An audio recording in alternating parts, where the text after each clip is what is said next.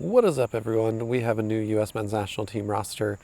This roster is not going to be led by Mauricio Pochettino just yet. The U.S. Soccer Federation has said that they are still continuing their search. I don't think we need to worry right now.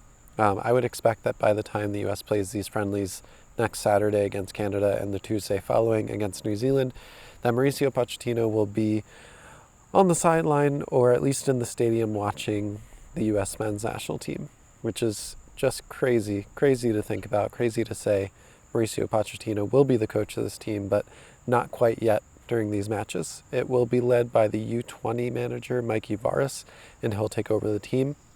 There's also some team news. So Jedi, Anthony Robinson, our starting left back, is going to be staying at Fulham to get fully fit.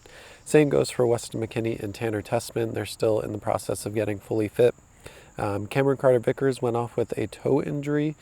And let's see, Leonard Maloney as well for Heidenheim went off with an injury as well. So otherwise, this roster is not really transitional, but it does have a few young players that are either here to give them experience and kind of lock them in if they're dual nationals. I think one in particular, Diego Kochen, the Barcelona B goalkeeper. He's 18 years old. So we'll talk about kind of the biggest names that I think are on this roster. Now, everyone else is pretty much as you expect. You have your Pulisics, you have your Musas, you have, your Balligans, your Matt Turners. I think the people that I would not want to be on this roster, honestly, is Ethan Horvath. He doesn't really deserve to be there. The other goalkeeper, I would say, should be on this roster, but I understand why, is Gaga Slonina. He's had like 2 or 3 man of the match performances in the early season, but League One plays throughout the international break. So Gaga is their starting goalkeeper. I kind of understand why they would keep going with him and why it would be beneficial for him to stay and continue getting minutes. Now, the other piece, we're bringing 4 goalkeepers, and one of the reasons for that is probably because Diego Kochen is with the team. Now, this is a player who is Barcelona's highest rated youth goalkeeper. He's 18 years old. He's on Barcelona B right now, but he has made the bench a few times for the the senior Barcelona team. Now, speaking of his national team availability, he is eligible for Spain and Peru as well as the United States. So it makes sense, I think, for us right now, while we don't have a Tim Howard at all. That Matt Turner isn't even close. He's going to be the backup for Crystal Palace. I think if anyone that is in like the 18 to 21-year-old range that hasn't been a part of this team and isn't really a starter or a well-known name yet, that could make a difference in the 2026 World Cup, it is Diego Kochen, I think. He'd be 20 at the time, and I think it would be hard for him to break into that starting spot, but there's no reason why he can't be the second or third choice goalkeeper for Barcelona at that point, and potentially the second or third option for the U.S. as well. He's excellent with his feet. Obviously, you're going to find that for any Barcelona goalkeeper that's highly rated. But I think what people are going to find about him is that he is an excellent shot stopper, and he really has a command of his box and of his defensive line that is rare to find in youth goalkeepers. So I'm really excited to see him with the national team. I doubt we'll see him get any of those minutes against Canada or New Zealand, but it is exciting for him to be on the roster, I think. The next person that I'm interested in, and probably not a lot of people know about, is Marlon Fossey. This is a 25-year-old dual national for the U.S. and England. Now, he's never going to make the England squad at this point. 25 years old. He actually came through the Fulham setup at the same time that Tim Ream and Anthony Robinson were there, and actually Luca De La Torre as well. He was on loan at Shrewsbury and then Bolton. They weren't failed loans, but he didn't really, knock it out of the park to the point where he was someone that stood out. So he went to the Belgian First Division.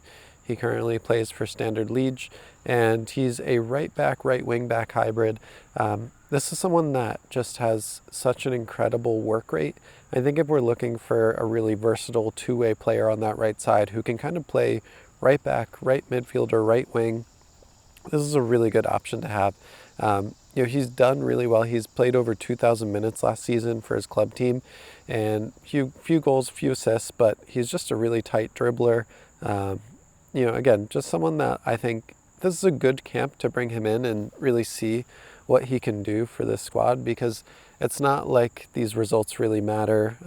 The coach is not going to be there. It remains to be seen if this is a Pochettino roster or not.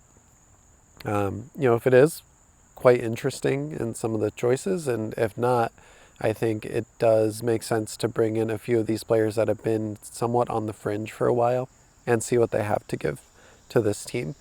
Last but not least, the next person that I want to talk about is Aidan Morris. Now, this is a defensive midfielder, kind of number 8 hybrid, which means he mostly plays defensive midfielder, but you can see him being more of a box-to-box player as he grows into his role in his club.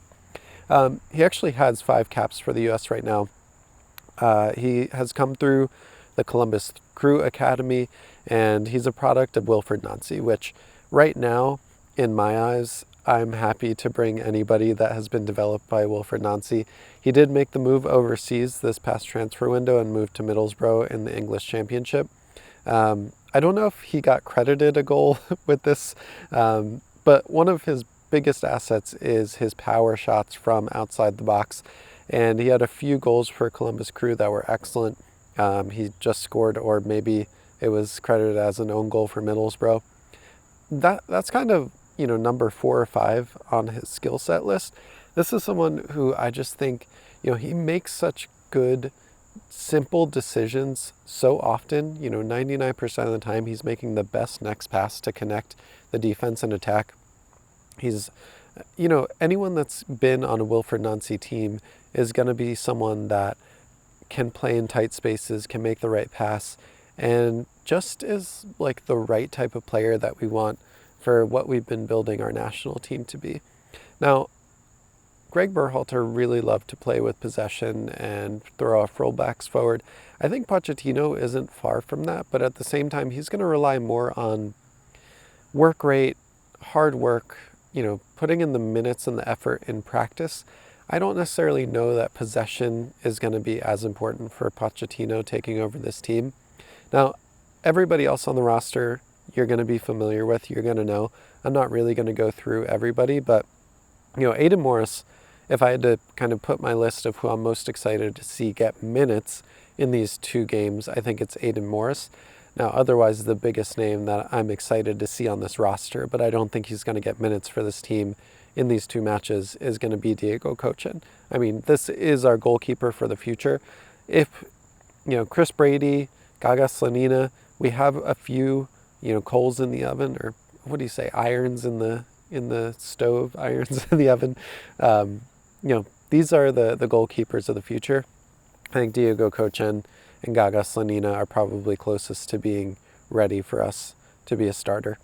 I'm excited to see these matches. The U.S. has played better in times over the last few years when they've kind of been unburdened from the Berhalter possession style. When we had BJ in there for the Nations League, the U.S. played with a much more natural style. And I think we're going to see that again with Mikey Barnes. He's just going to let the guys play. And so to go up against Jesse Marsch for the first time leading Canada after they had a much more successful Copa America than us, I think that's going to be really interesting to see. But otherwise, I'm just excited for another U.S. break. The Premier League has been awesome to start. Everything is happening in life right now. If you're wondering where I've been, basically, my son is 18 months old now. I have another on the way in October. And I started a new job in April of this year, which I love. And it's not as much time working from home and being able to be in front of the camera to talk about the U.S. But I still have to do it. It's still kind of my passion and my hobby. So I'm not leaving you at all, but definitely going to be slowing down the video uptakes. But I wanted to get on here, talk to you guys a little bit about Diego Kochen, Marlon Fossey, and Aidan Morris. And let me know down below who you're excited to see and what you're expecting for these friendlies.